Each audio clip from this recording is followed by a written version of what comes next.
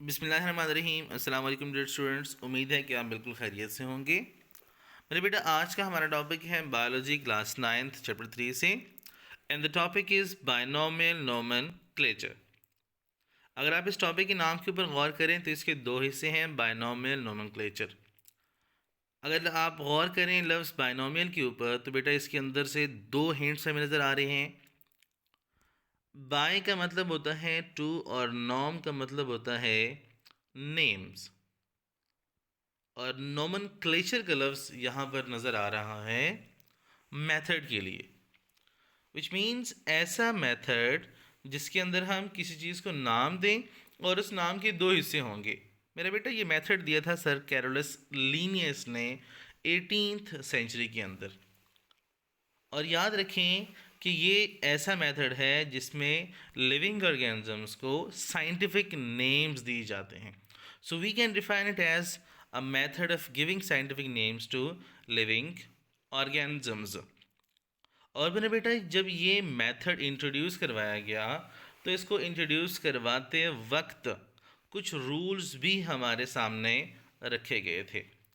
मसलन कहा गया कि जो भी साइंटिफिक नेम होगा उसके हमेशा दो हिस्से होंगे, और उस नाम का पहला हिस्सा उसका जीनस नेम होगा और उसका दूसरा हिस्सा उसका स्पीशीज़ नेम होगा। मसलन जिस तरह कि इंसान का साइंटिफिक नेम है होमो सैपियंस, तो होमो इसका जीनस नेम है और सैपियंस इसका स्पीशी नेम है। हम चलते हैं कुछ मज़ीद रूल्स की तरफ। पहली बात आपने याद रखनी है, जो आपको स्क्रीन के ऊपर कुछ रूल्स नज़र आ रहे हैं, कि अगर आपने साइंटिफिक नेम्स को प्रिंटेड फॉर्म में लिखना है, मसलन कि आप इसको लैपटॉप कंप्यूटर के ऊपर लिख रहे हैं, तो आपने इसको इटैलिक्स टाइप की राइटिंग में लिखना है। और अगर आप इसको पेपर या टेस्ट वगैरह में लिख रहे हैं, विच मीन्स कि आप इसको हैंड रिटन कर रहे हैं, तो आपने हमेशा इसको अंडरलाइन करना है।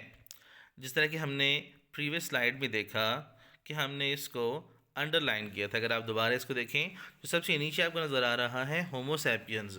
ये हैंड रिटन फॉन्ट्स को शो करवाया गया है, और आप इसमें देख सकते हैं कि होमो को हमने अलहदा से अंडरलाइन किया है और सैपियंस को अलहदा से। और ये भी आपने याद रखना है कि इन दोनों को आपने अलहदा अलहदा से अंडरलाइन करना है, और अंडरलाइन करना मस्ट है।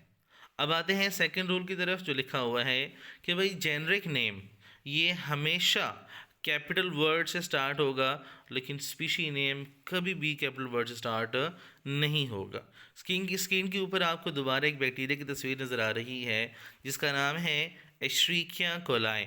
एश्रीकिया में ई अगर आप देख सकते हैं कि वो कैपिटल है, और कोलाई का सी स्मॉल है। आते हैं बेटा थर्ड रूल की तरफ। थर्ड रूल में बयान किया गया है कि अगर ऐसा हो कि एक ही जीनस के स्पीशीज़ आपको लिखनी पड़ रही हैं, तो फिर आप कैसे कर सकते हैं कि पहली दफ़ा वो जीनस नेम फुल लिखें, लेकिन दोबारा वही जीनस नेम अगर आपको लिखना पड़े तो आपको फुल जीनस नेम लिखने की ज़रूरत नहीं है। आप सिर्फ जीनस का पहला लेटर ही इस्तेमाल कर सकते हैं। फॉर एग्ज़ाम्पल, हमारे पास नाम था एश्रीकिया कोलाई।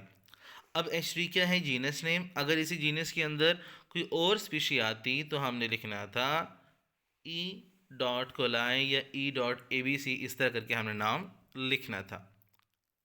अब आते हैं बेटा, हम इस बात को जानने की कोशिश करते हैं कि आखिरकार इस मेथड की ज़रूरत की क्यों पेश आई। मेरे बेटा, रीज़न ये है कि लोकल नेम्स जो होते हैं they always cause different confusions. मसलन हमारे पास जो पहली रीज़न है हम देख सकते हैं, और ये हमारे इलाके से ही एग्जांपल है। जिस तरह कि आप देख सकते हैं कि प्याज को इसी इलाके में गंडा भी कहते हैं, बासल या वासल भी कहते हैं। अब जिस बंदे ने प्याज का नाम प्याज सुना है, अगर आप उसके सामने गंडा या बासल वासल का लफ्ज़ इस्तेमाल करेंगे तो उसको समझ नहीं आएगी कि भाई ये किस चीज़ की बात कर रहा है। तो एक ही इलाके में रहने वाले, ऑलमोस्ट एक ही तरह की ज़ुबान बोलने वाले लोग एक ही चीज़ को मोर देन वन नेम से पुकार रहे हैं। तो यहाँ पर हमें हेल्प करते हैं साइंटिफिक नेम्स, कि आप किसी भी इलाके से हों, किसी भी रीजन से हों, किसी भी लैंग्वेज बोलने वाले हों, जब आपने बायो पढ़नी है और आपने लिविंग ऑर्गेनिज्म को स्टडी करना है, तो प्याज का नाम आपके सामने एलियम सीपा ही आएगा, चाहे आप किसी भी ज़ुबान के अंदर इसको स्टडी कर रहे हैं। मेरे बेटा दूसरी एग्जांपल हम लेते हैं कि one name for more than one things. हमारे पास एग्जांपल है ब्लैक बर्ड की। मेरे बेटा ब्लैक बर्ड ये लफ्ज़ यूरोपियन साइड पर इस्तेमाल होता है और ये रिप्रेजेंट करता है एक जो ब्लैक क्रो वगैरह होता है उसको भी, और एक और परिंदा होता है काले रंग का जो काफ़ी छोटे साइज़ का होता है। तो दोनों को ब्लैक बर्ड से पुकारा जाता है। तो अगर आपके सामने ब्लैक बर्ड का लफ्ज़ आता है तो आप उसमें कंफ्यूज होंगे कि ये कौन से ऑर्गेनिज्म की बात चल रही है। मेरे बेटा लास्ट हमारे पास पॉइंट आता है कि sometimes local names have no logical sense. For example आप बचपन से पढ़ते आ रहे हैं starfish, jellyfish, crayfish वगैरह, लेकिन आपको हैरानगी होगी ये जानकर कि ये जितने भी नेम्स हैं इन फ़िश के, इनमें से कोई भी फ़िश नहीं है। रीज़न ये है कि फ़िश वो ऑर्गेनिज्म होता है जो वर्टिब्रेट हो और उसके अपने फिन्स और गिल्स हों, but none of these organisms follow these categories, so none of these organism is a fish but they are called fish. तो यहाँ से हमें कन्फ्यूजन्स कॉज हो रही हैं। तो मेरे बेटा ये मेन रीजंस थी जिनकी वजह से हमें साइंटिफिक नेम्स की ज़रूरत पेश आई और जो हल की सर कैरोलस लीनियस ने। अब आते हैं कुछ एग्जाम्पल्स की तरफ, साइंटिफिक नेम्स की तरफ। मसलन हमारे पास अनियन का साइंटिफिक नेम है एलियम सीपा। स्टारफिश का कॉमन नेम है एस्टेरियस रूबन्स। हाउस क्रो का साइंटिफिक नेम है कॉर्वस स्प्लेंडेंस। और लास्ट में हम देखते हैं कि ये हमारे पास खैर पेज है बुक का जिसको आप हल्का फुल्का नज़र मार सकते हैं। और मेरा बेटा लास्ट में हम देखते हैं कुछ एग्ज़ाम क्वेश्चंस को, जिसमें हमारे पास एक what is binomial nomenclature, what is the significance of binomial nomenclature, और what is the scientific name of crow, onion, starfish, and write the rules while writing the scientific name of a organism। तो मेरा बेटा ये था हमारा topic.